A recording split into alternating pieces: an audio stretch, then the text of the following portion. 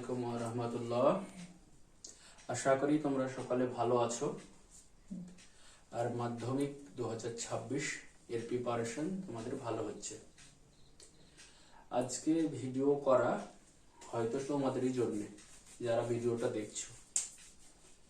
Mainly আমার কাছে যারা পড়ে তাদেরও কিছু ডিমান্ড আছে, আর যারা পড়ে না তাদের জন্য ভিডিওটা। তোমাদের জ্যামিতিক যে সমস্যাগুলো হয়, উপপাদ্যটা সবাই পারে, সম্পাদ্য জ্যামিতিটাও সবাই পারে। মেনলি 3 মার্কসের একটা প্রয়োগ আসে, সেই 3 মার্কসটা অনেকে পারে না, বা সাজেস্টিভ করতে গিয়ে হয়তো লস খাই, কোনগুলা করবো কোনগুলা করবো না।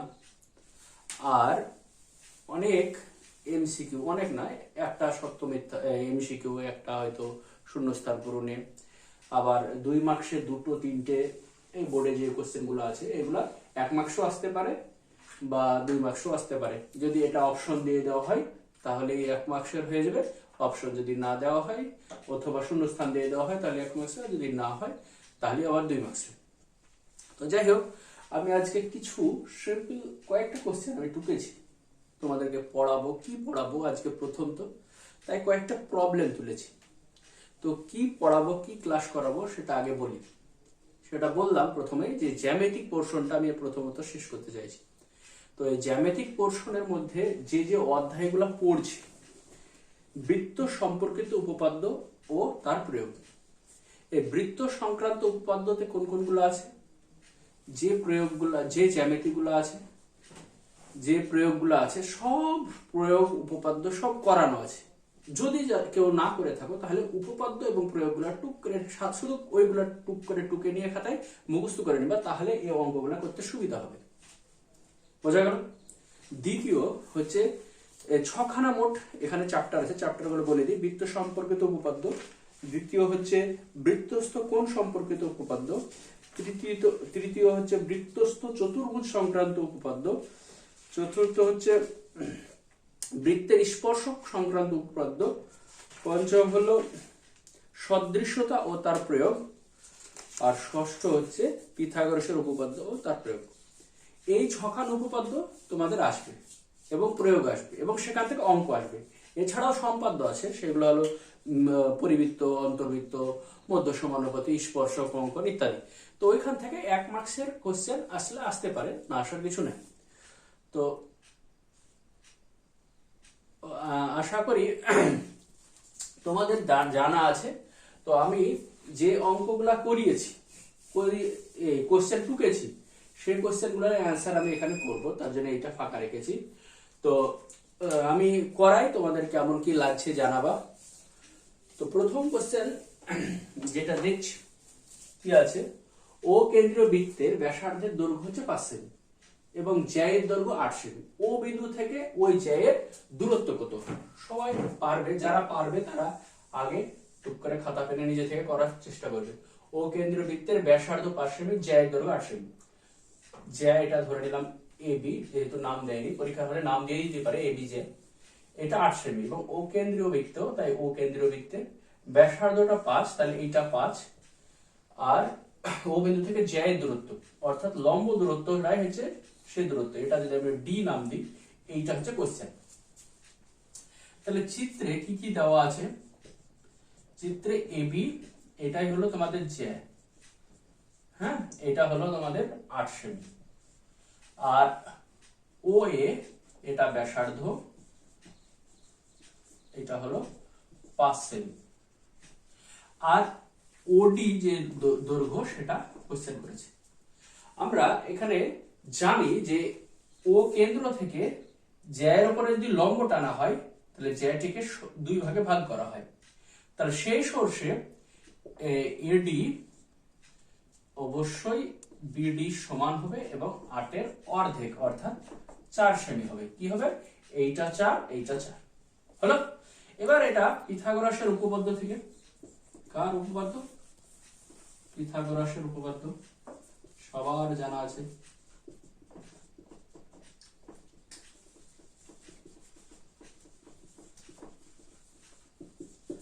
পিথাগোরাসের উপপাদ্য অনুযায়ী কি লিখলাম, যে এটা 5, এটা 4, তাহলে ওডিটা কত? তাহলে ওডি মানে নিশ্চয়ই লম্ব মনে হচ্ছে, তাহলে লম্বটা হচ্ছে রুট ওভার অফ অতিভুজ স্কোয়ার অর্থাৎ ও এ তার স্কোয়ার মাইনাস হচ্ছে এডি তার স্কোয়ার। তাহলে ও এ মানে হলো আমার 5 এর স্কোয়ার মাইনাস 4 এর স্কোয়ার, তাহলে এটা হলো 25 মাইনাস 16 9 মানে 3 সেমি। হ্যাঁ একক অবশ্যই লিখবে যখনই মান বসাবো। বেশ, প্রথম অঙ্কটা শেষ। প্রথম অঙ্কটা কি বললো যে এই ওডি এর দৈর্ঘ্য কত পরীক্ষার চিত্র এঁকে দিতে পারে, অথবা এটা 5 সেমি না দিয়ে এটাই ধরো যেটা বেরোলো 3 সেমি বেরিয়ে এটা কত এরকম দিতে পারে, অথবা এইটা 5 বলে দিল এটা 3 বলে দিল এইটা জ্যায়ের দৈর্ঘ্য কত, এরকম ভাবে 3টে টাইপের কোশ্চেন হয়, যেটা আমি এক একটা করালাম।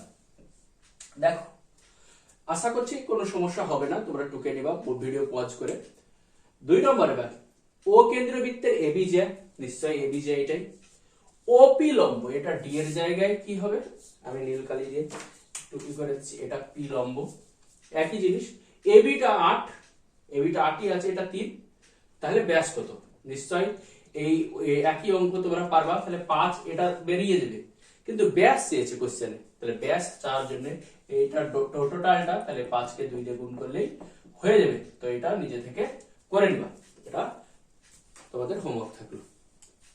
এবার 3 নম্বরটা করবো। 3 নম্বরটা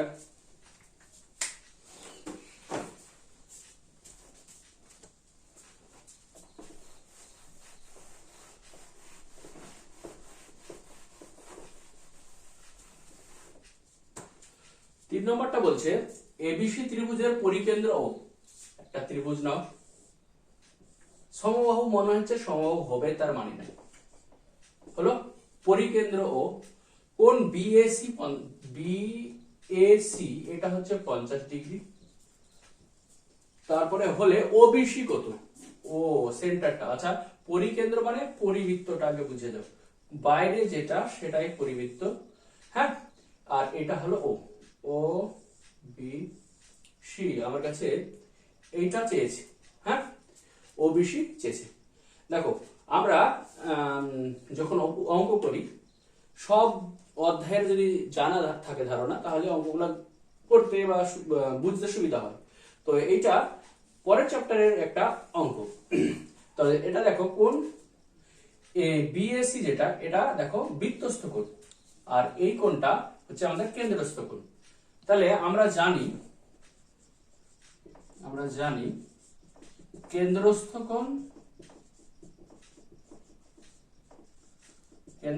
কোণ অবশ্যই বৃত্তস্থ কোণের দ্বিগুণ।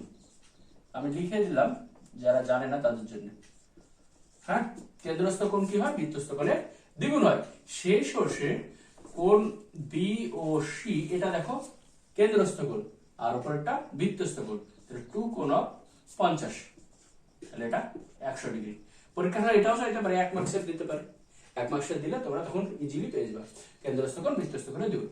এবার আমার কাছে এটা চাইনি, চেয়েছে কোণটা এই কোণটা, তাহলে এটা কি করে করবো, দেখো এইটা আর এইটা সমান, ও বি আর ও সি এরা একই বৃত্তের ব্যাসার্ধ, নাকি একই বৃত্তের ব্যাসার্ধ।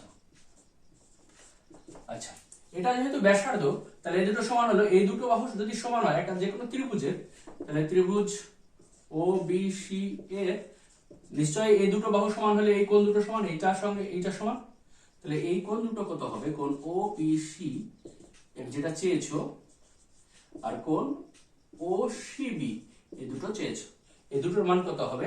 এইটা দেখো এইটা আমাদের 50 ছিল, তার ডবলে 100 হয়েছিল এইখানে, তাহলে এই দুটো আমরা ত্রিভুজের 3টে কোণের যোগফল জানি 180, তাহলে তার থেকে 100 বাদ দিলেই কমপ্লিট। 180 হচ্ছে ত্রিভুজের 3টে কোণের যোগফল, তার থেকে 100 বাদ, তাহলে বাই 2, তাহলে বাই 2 কেন, এই দুটো কোণ আছে তাই অর্ধেক, তাহলে এটা 80/2, তাহলে 40 ডিগ্রি। বেশ কমপ্লিট, তাহলে এটা একটা কমপ্লিট হলো। 3 নম্বরটা কি ছিল, পরিকেন্দ্র সংক্রান্ত, অর্থাৎ আমি এখানে মোট 6টা চ্যাপ্টার বললাম উপাদ্যে, এই 6টার মধ্যে প্রথম আমি প্ল্যানই করেছি এইভাবে যাতে তোমরা না ভুলো, প্রতিদিন প্রত্যেকটা চ্যাপ্টার থেকে, এটা প্রথম চ্যাপ্টার থেকে দুটো দিয়েছিলাম, তারপরেরটা থেকে দুটো, আবার তারপরেরটা থেকে দুটো, এইভাবে নিয়ে 6টা থেকে 6 দুগুণে 12টা করে প্রতিদিন যদি অঙ্ক প্র্যাকটিস করা যায় ভুলবা না। আর মোট 10-12 খান অঙ্ক করলে অটোমেটিক তোমরা পেরে যাবে। যাই হোক, আমরা আবার নেক্সট ক্লাসে আবার দেখবো। তো যাই হোক, তারপরেরটাই যাই। তোমরা ভিডিও পজ করে নিয়ে অবশ্যই ঢুকে নিবা।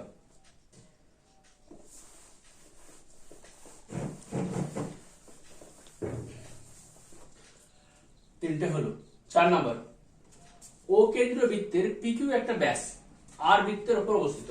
একটা ও কেন্দ্র বৃত্ত, এর পিকিউ একটা ব্যাস, পিকিউ ব্যাস নাও, পিকিউ বলছে আর বৃত্তের উপর অবস্থিত, আর যে কোনো জায়গায় অবস্থিত যেখানে পি আর আর কিউ সমান, তার মানে এমন জায়গায় নিতে হতো, মিডিলে নিতে হতো।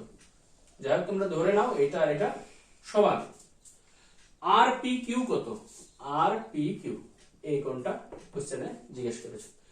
তাহলে তোমরা ইজিলি করে ফেলো যে কি করে। এটা দেখো আরেকটা উপপাদ্য, ওটা করলাম কি কেন্দ্রস্থ কোণ বৃত্তস্থ কোণের দ্বিগুণ। এবার আসলাম অর্ধবৃত্তস্থ কোণ সমকোণ। কি অর্ধবৃত্তস্থ কোণ সমকোণ, অর্থাৎ এই কোণটা 90 ডিগ্রি হলো। তাহলে এইটা এটা যেহেতু সমান, তাহলে কিছুক্ষণ আগেই বললাম যে এই দুটো সমান মানে এই দুটো বাহু সমান। তাহলে এটা যেমন আগেরটা 100 ছিল, এবার এটা বিয়োগ করে দেবো, সেম জিনিস, একই টাইপেরই অঙ্ক। হ্যাঁ, আমি ইচ্ছাকৃত নিইনি, যাই হোক হয়ে গেল। তো এটা কি লিখবো? অর্ধবৃত্তস্থ কোণ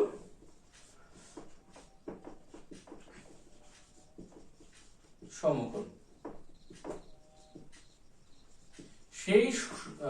সেই সোর্সে কোণ পি আর কিউ অবশ্যই 90 ডিগ্রি।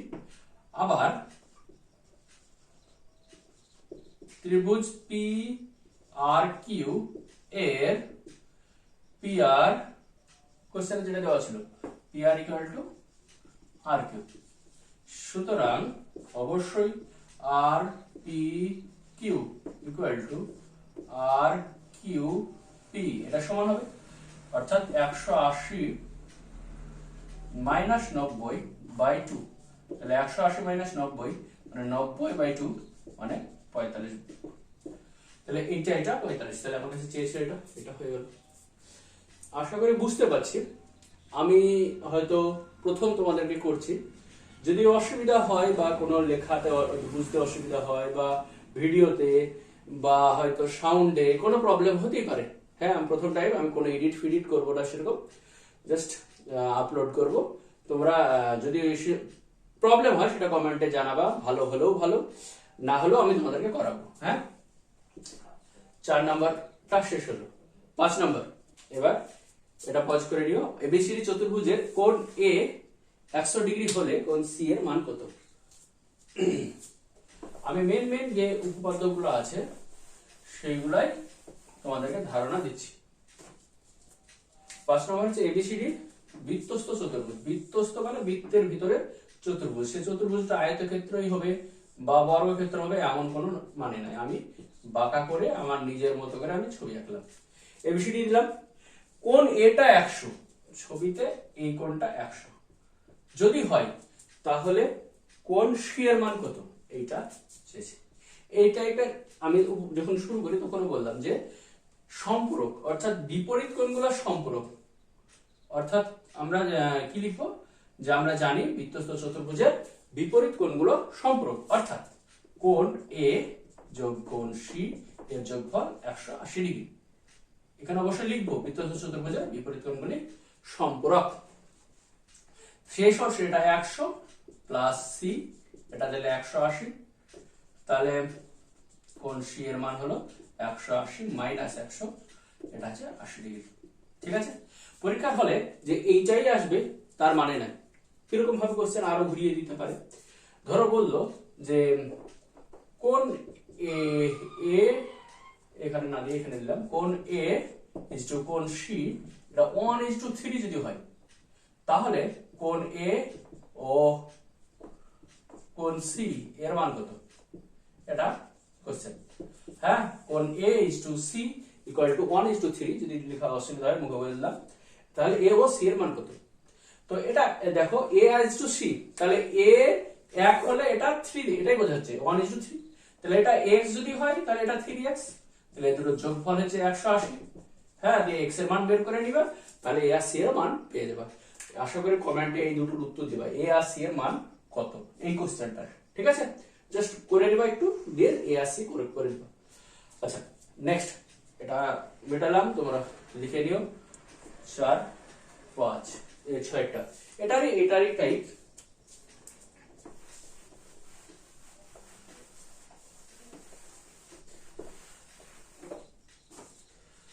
ছয় হচ্ছে, ও ছবি তো আছে চিত্রে, কোন ডিএবি এটা 75 ডিগ্রি হলে কোন ডিইএফ এটা কত? এটা কোশ্চেন। হ্যাঁ, এটা ইজিলি করা যায় বৃত্তস্থ চতুর্ভুজ সংক্রান্ত, শুধু এই দাগটা দেয়নি বই, এই দাগটা তুমি নিজে থেকে দিয়ে দিবা। ঠিক আছে, এবার দেখো এটা 75 দেওয়া আছে, এটা 75, তাহলে তোমরা এখনই করলাম বৃত্তস্থ চতুর্ভুজের বিপরীত কোণ সমষ্টি 180, তাহলে এই সিটা কি করে পাবা, 180 মাইনাস সি 75, তাহলে এটা পেয়ে যাবে 105 ডিগ্রি। আশা করে পারলাম কি করে, ওই এবিসিডি এর এটা থেকে আশা করি লিখে দিতে পারবো। তাহলে এইটা 105, হ্যাঁ, তাহলে এইটা কত নিজে থেকেই পারবা, কেননা এইটা সরল কোণ, এটা সরল কোণ মানে 180, তাহলে এই সিটা আবার ঘুরিয়ে এই পারেরটা কোণ এভাবে লিখবা অবশ্যই। বৃত্তস্থ চতুর্ভুজের বিপরীত কোণগুলো পরস্পরের সম্পর্ক, সুতরাং চতুর্ভুজ এ বি সি ডি এর আগে কোণ সিটা বের করে নেবা, 180 মাইনাস 75 দিয়ে 105। শেষ মুহূর্তে একটু কারেন্ট চলে গেছে, তাই রেকর্ড দিলাম। DCF 180 minus 105 equal to 75। তাহলে নির্ণীয় যে ই কোণটা 180 মাইনাস আবার 75 দিয়ে 105 ডিগ্রি হবে।